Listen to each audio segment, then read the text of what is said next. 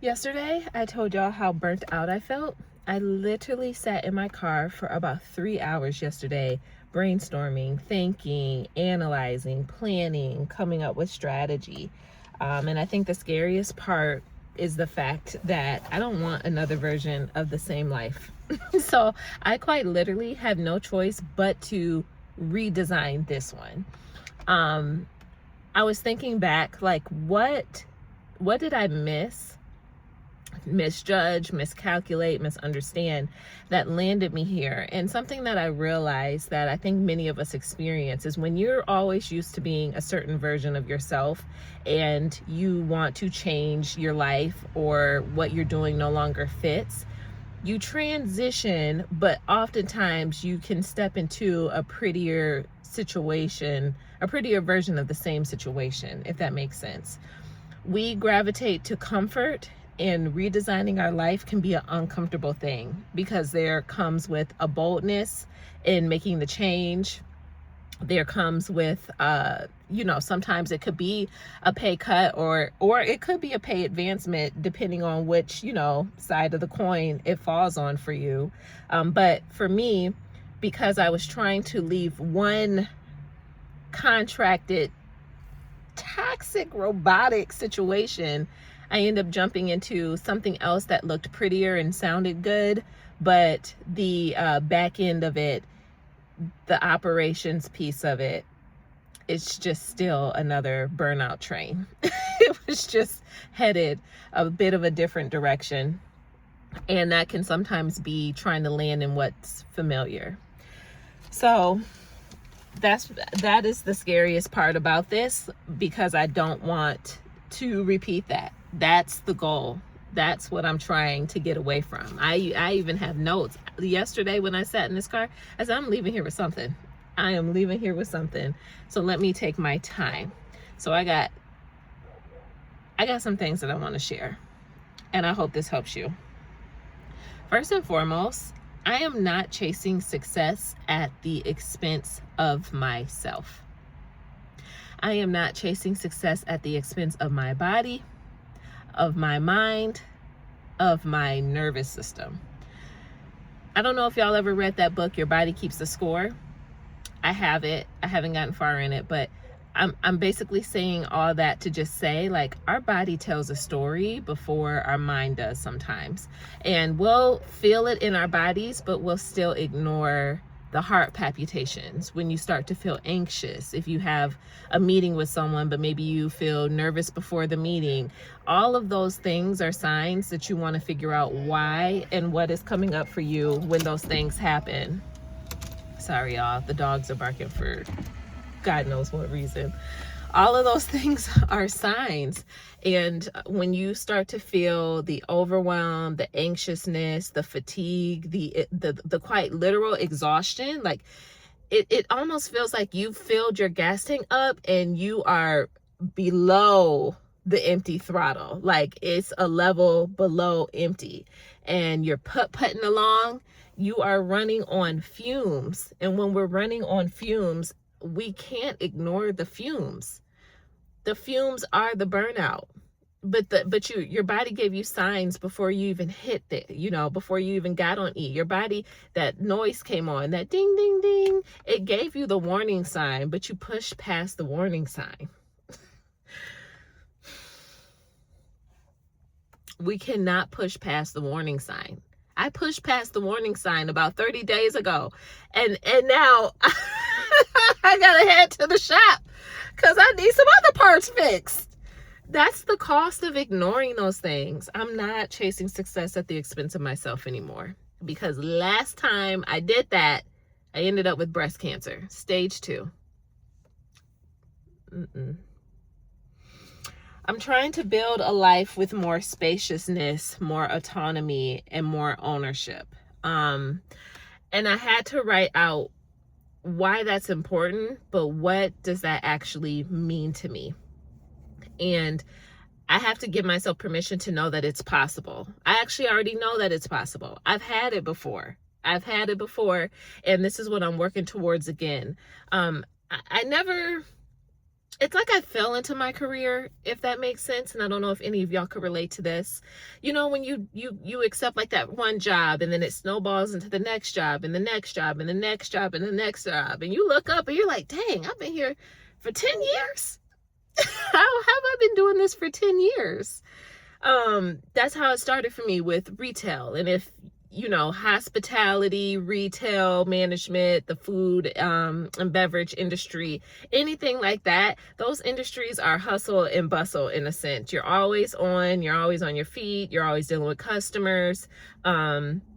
Depending on the level of retail and the level of restaurants and fine dining and just like the tiers, it can really vary with like the energy that you got to put into it, the money that you make, and things like that too. So I started out like at the bottom, to me, in retail, even though I still started with a good company over 18 years ago.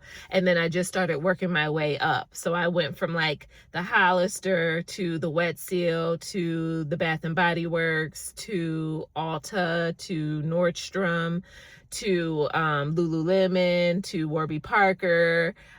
Stop there. I'm missing some companies, but I started one place and had to work myself up to a new place. And once I worked myself up to a new place, the pay consistently increased, the clientele shifted and elevated, and then the times that were required of me reduced.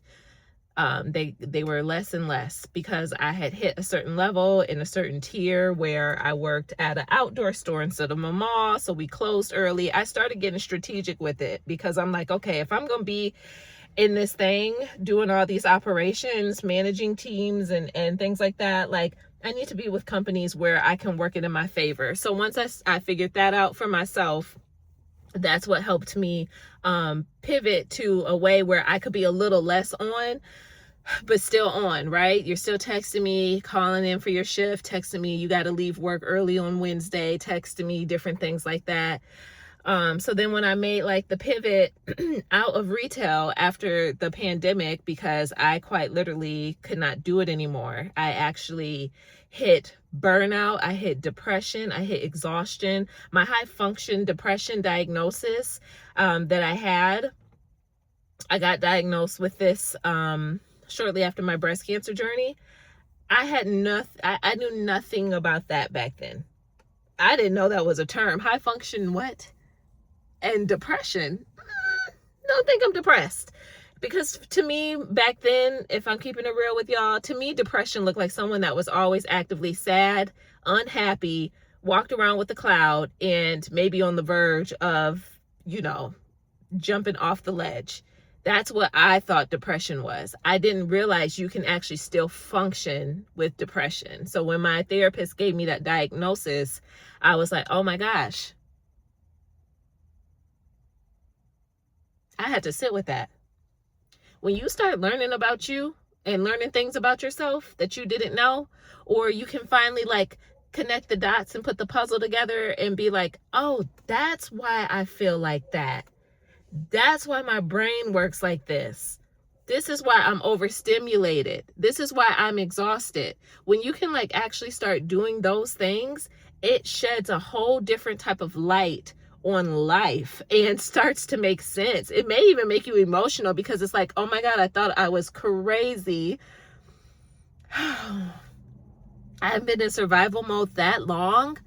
Oh my God, I didn't even know that was survival mode. I didn't even know that was anxiety, you know, like, so that was the season of my life where things just started to unfold that I had like no idea that I was functioning with. But going back to my point, after Warby Parker, right before I actually ended, it was during the pandemic, and I took short-term disability leave. I had never, yes, I had. I'd taken that before. I took that before when my son had passed away, 36 weeks in my pregnancy. I did not know I could take it for myself because I was mentally collapsing. I was living in Charlotte, North Carolina at the time. I was away from my family, my parents. I couldn't really see them because of everything that was happening. I was like dating someone in Georgia, so I was going backwards and forth. Georgia was familiar. It was comfortable. I'd lived there before, but I did not love my job anymore. And I started to check out. And it says a lot when I start to check out, because I am the dependable person. I am the one you know is going to show up. I am the one that you need to call the police if for some reason I didn't come to work or clock in. I am that person. And that is also a part of being high functioning with depression. So trying to carry the weight of the world, my own world, and a couple other worlds on my back, just like really like had me laying flat on my face. I couldn't do it. I just clocked out. I took short-term disability leave. I left Charlotte for a couple weeks, came back to Michigan to just be at my parents' house and sit in the backyard. And I sat. And I sat. And I sat. And I sat. And I played ball with the dogs. And I sat. And I drove around to places that were familiar, and then I sat. And then I sat outside with my dad. I sat outside with my mom. I walked around, and I sat. Life sat me down, and I had to restore myself. And the only restoration I can get was by stopping. And when my short-term disability leave pay ran out, I encourage everybody to have that and understand that what FMLA means for yourself too. But when all of that ran out, I said, okay.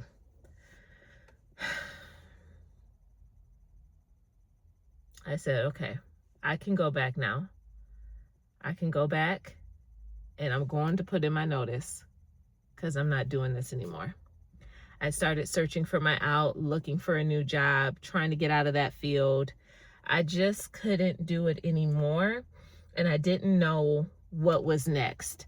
Where does someone that has been in retail for 18 years go from here? They don't teach you how to sell your skills across other industries. They don't teach you how to market yourself well after, you've been, to me, what people used to deem the bottom of the barrel. People look down on retail. People look down on food and hospitality. Roles where you're like serving in that way. I always had friends that just worked it through high school, worked it through college, worked it as a second job. It was never their main job, but it was my main. That was how I was getting my money. Okay.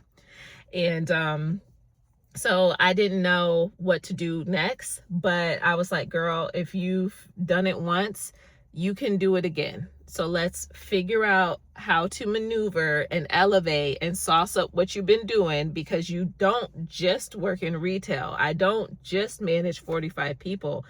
I don't just, operate a multi-million-dollar business or whatever. I do so much more than that. So how do I understand how I do more than what my resume shows? And that's what I did. And I transitioned into fertility healthcare. I took the same pay. So I started making the same amount. I think I went from salary to hourly. And I moved to Georgia, started working in fertility healthcare for a startup company. And let me tell you something. The job didn't wear me out. The leadership wore me out on that front. And they didn't just wear me out. They wore all of us out, the hell out.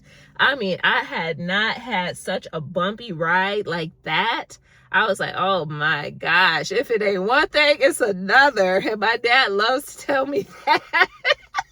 It's just like, I don't know if I'm laughing or if I'm crying, because this is delirious now at this point.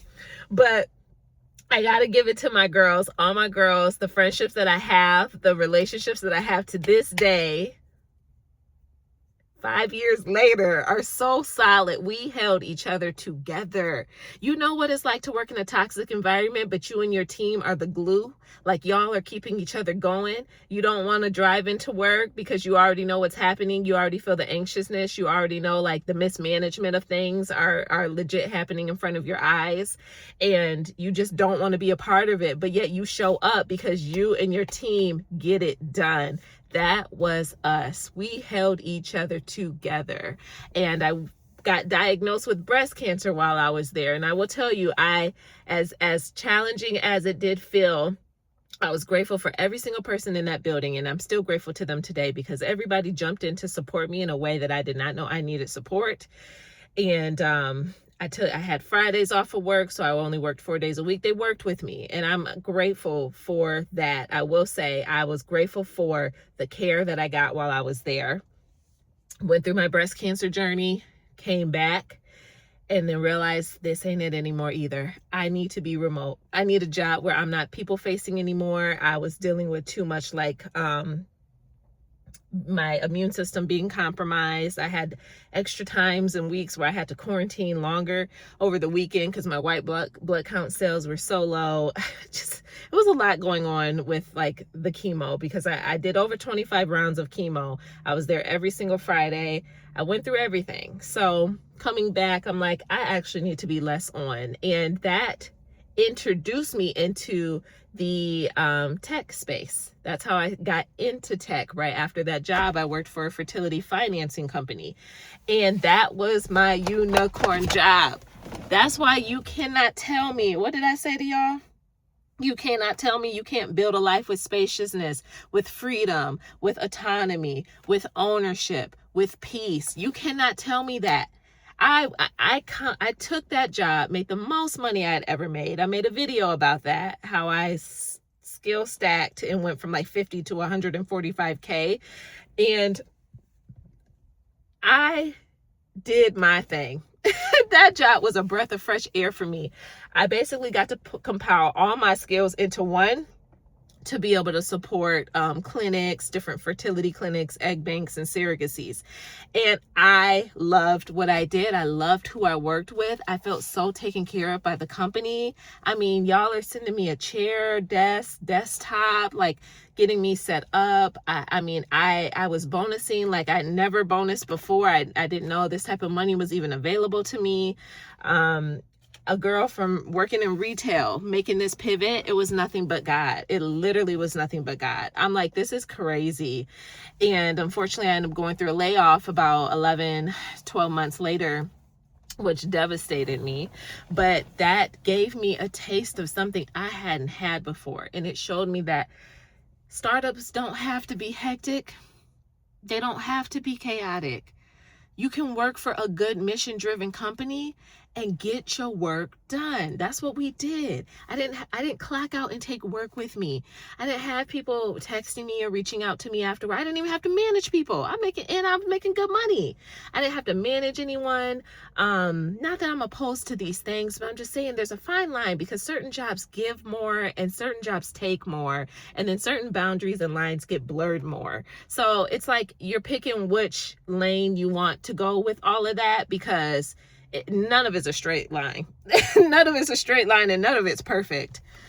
So that's why when I sat in the car yesterday for those 3 hours, really working through like, girl, if we're redesigning this, we are redesigning this life. And I'm pulling from the pieces of experience that I have and the values that are important to me, even in a workplace. And here's the thing too, because it's not just about quitting the job. I don't mind working. I told y'all yesterday in yesterday's video, I would do 80 hours for myself, over 40 hours for someone else's job that does not align any day. And that says a lot. If someone tells you that they're willing to leave like a great paying job to go open up a bakery or something like that, they're telling you that they're looking for a certain rhythm, a certain peace, a certain pace, and a certain lifestyle to just slow the hell down because this is too much. And it's not that I don't mind working because I'm excited to pivot from this job to a career now. I'm really excited to get into the work that I want to do. And I know it's going to be different and I know it's going to feel different. There's an excitement, but there's a big excitement about that. And now I'm looking at the different like therapeutic modalities that I want to pull into my practices as a therapist with people. I'm understanding the different theories that I align with that I want to be able to talk to people about, like narrative theory and pulling in nature therapy and just different things like that. Because I mean, I've been an example of what it's done for me and what it is doing for me right now. Because I'm also still actively on a journey, just a different road. So wanting spaciousness, autonomy, and ownership to me actually looks like work that leaves room for my real life.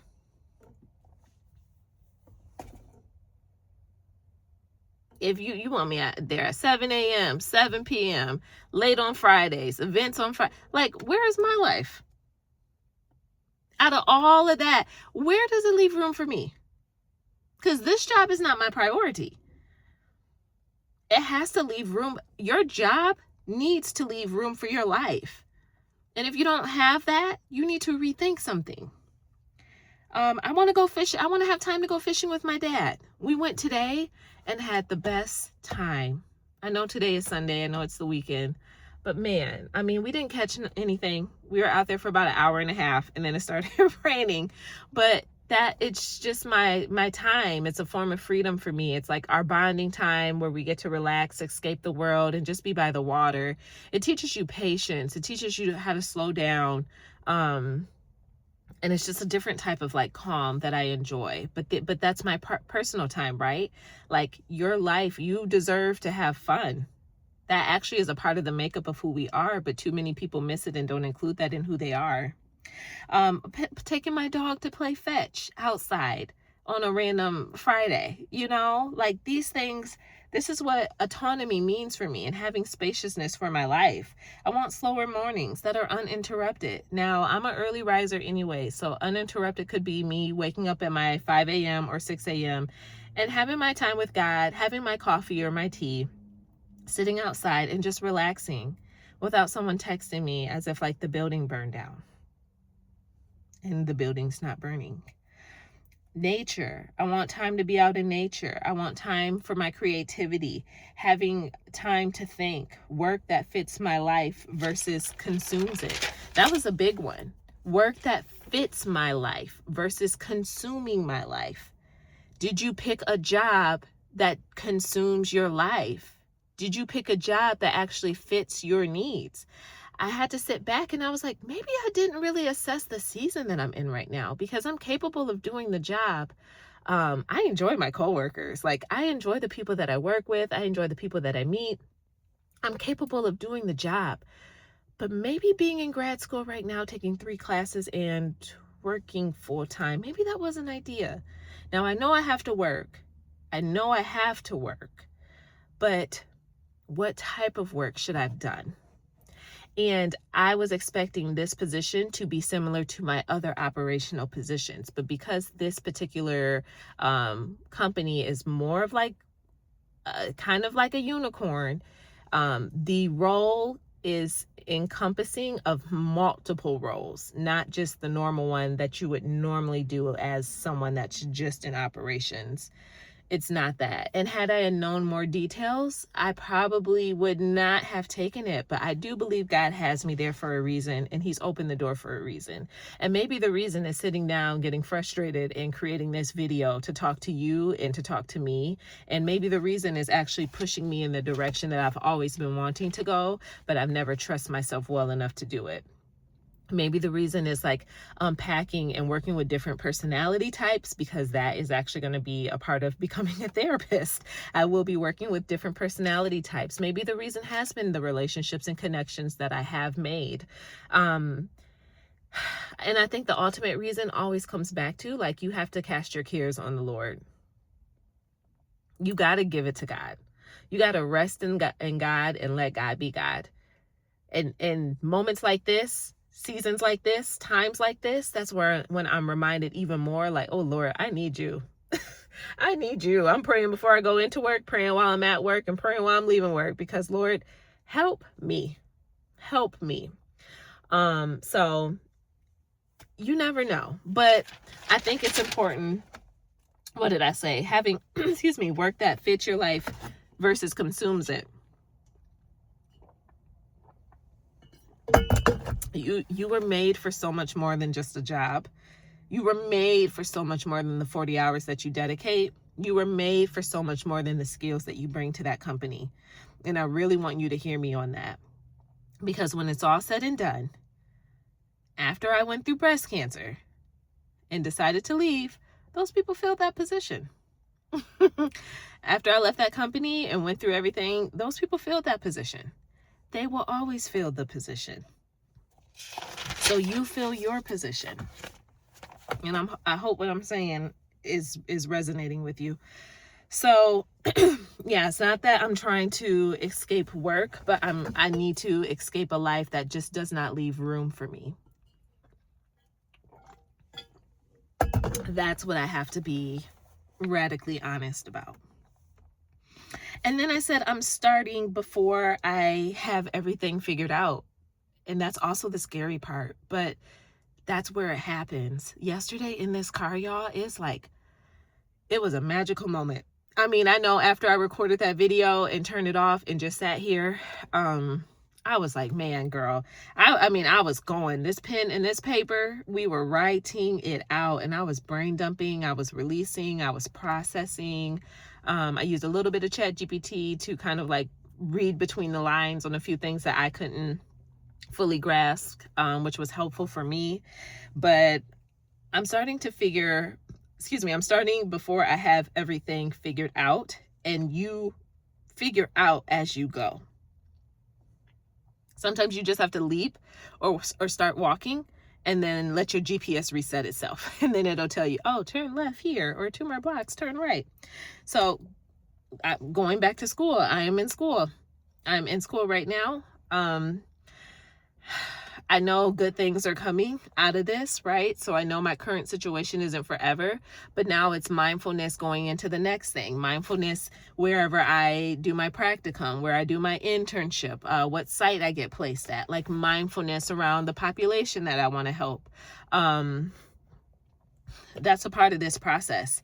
Rebuilding financially, right? I don't have it all together there. I literally feel like I am still starting from zero in a sense, or some days, because I had such a cushion and a nest egg last year. I kind of told you guys about that, and then end up going through a job layoff again. So it's been a rebuilding phase for me, but I am rebuilding and getting help and getting support with that. Not having certainty yet, not knowing everything or having everything figured out, but still choosing to take the leap anyways. Dipping my toe into mental health or volunteer work. I said, you know what? Maybe it's just time. I'm not done with school yet, but maybe it's just time. Maybe it's time to just transition into the mental health space now. Maybe it's time to start volunteering my time or supporting and being in those spaces now with those counselors, with the team, with the different therapists. And maybe it's just time to actually be immersed in the environment that I want to be in, so I can start soaking up information, knowledge, and learning, instead of trying to keep applying for operational jobs and positions that have kind of ran their course. I'm grateful that I'm skilled. I'm a bad woman when it comes to operations. I'm grateful that I'm skilled at what I do, and it's a skill set that applies to all areas of our life. Even when you think about like your personal day-to-day, if you have a schedule for work, and then you have a schedule for your life, and then you got a schedule for the kids' activities, and then your meal prepping, and you plan things out a week in advance or whatever. You have like different ebbs and flows, but then also you need to have a schedule for your self-care, for the gym, for the workouts, for your fitness, for your health activities, and like merge together, and making sure that you actually have created and designed a life that truly reflects who you are or reflects your values right now in this season. All of that is operations. That's just operations for your life. Those are systems for your life. But maybe it's time for me to hang up the operations of corporate companies and just get into my field.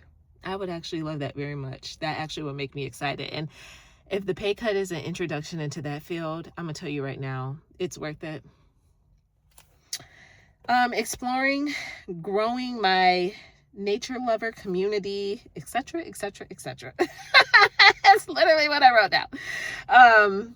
Yeah, I don't have it all figured out, but these are what I want. This is what I came up with. So it's just less about, it's less about the full plan and more about being honest about what I want. And that was the piece that took me so long to get to. I didn't even realize like how much nature is a part of my everyday life. It's been a part of my healing. It's the number one place I go to heal, to restore, to relax. Lately, I've been driving through the countrysides in the morning. It's my lifeline.